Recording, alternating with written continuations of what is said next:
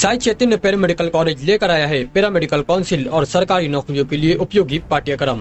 EMLT, radiology technician, health sanitary inspector में admission जारी है। हमारा पता याद रखें, Sai Chaitanya paramedical college, Ruby City scan के ऊपर, Mochi corner, camp road, Malegaon.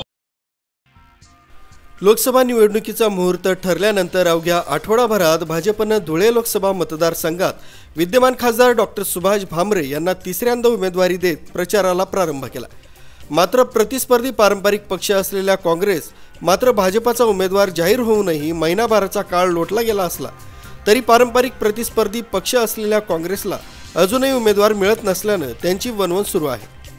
दुसरीकडे वंचितनं पोलीस दलातून सेवानिवृत्त झालेले अधिकारी अब्दुल रहमान यांना आजमावण्याचा निर्णय घेतला असला तरी काँग्रेसला मात्र उमेदवार मिळत नाही। त्यामुळे ही निवडणूक भाजपच्या बाजूनेच एकतर्फी होते की काय अशी चर्चा सुरू झाली। धुळे लोकसभा मतदारसंघात अनेक उमेदवार इच्छुक होते। विद्यमान खासदार डॉक्टर सुभाष भामरे यांना पक्षांतर्गत विरोध असल्याचं कथित वातावरण निर्मिती करण्यात आली। या चर्चेला काहींनी दुजोरा दिला तर काहींनी थेट आरोप करीत डॉक्टर सुभाष भामरेंच्या उमेदवारीला विरोध केला होता। मात्र हे सर्व कथित प्रकरण आता क्षमलेली आहेत। डॉक्टर भामरे यांना उमेदवारी निश्चित झाल्यानंतर सर्वांनी पक्ष आदेशाचं पालन करीत डॉक्टर भामरे यांच्या विजयासाठी कंबर कसली। डॉक्टर भामरे यांना असलेला कथित विरोध निवळला असून त्यांचा प्रचार दौरा मोठ्या जल्लोषात सुरू झाला।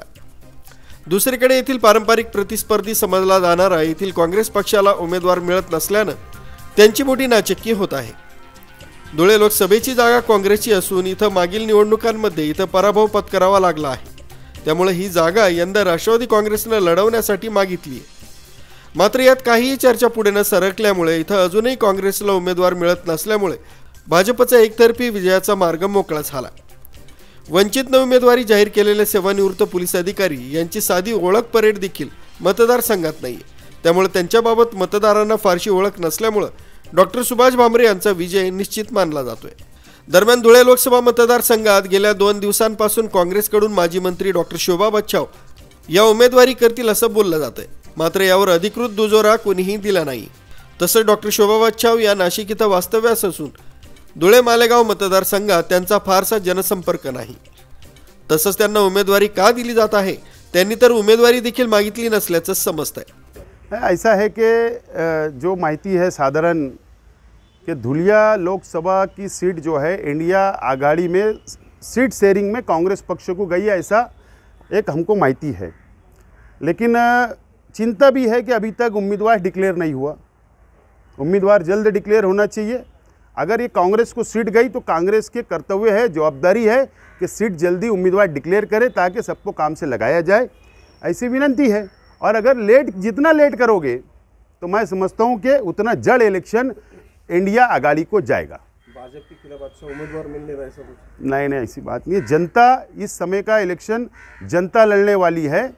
इंडिया आघाड़ी के नेता नहीं लड़ने वाले हैं, पक्ष के प्रमुख नेता नहीं लड़ेंगे। धुलिया लोकसभा का इलेक्शन यहाँ की जनता लड़ेंगी, भाजपा के खिलाफ लड़ेंगी। आपने भी कार्यकर्ता के साथ बैठक लिया था? जरूर मैंने लिया हूँ, मैं भी इच्छुक हूँ अभी भी। और मैं ईद के बाद में आदरणीय पवार साहब के पास जाऊँगा और उनसे मैं मेरी बात रखूँगा और जो हमारा जो प्रस्ताव पारित हुआ है वो प्रस्ताव पे डिस्कस करूँगा। उसके बाद एक बड़ी मीटिंग लेकर जो भी मेरी भूमिका है मैं उसके बाद स्पष्ट करूँगा।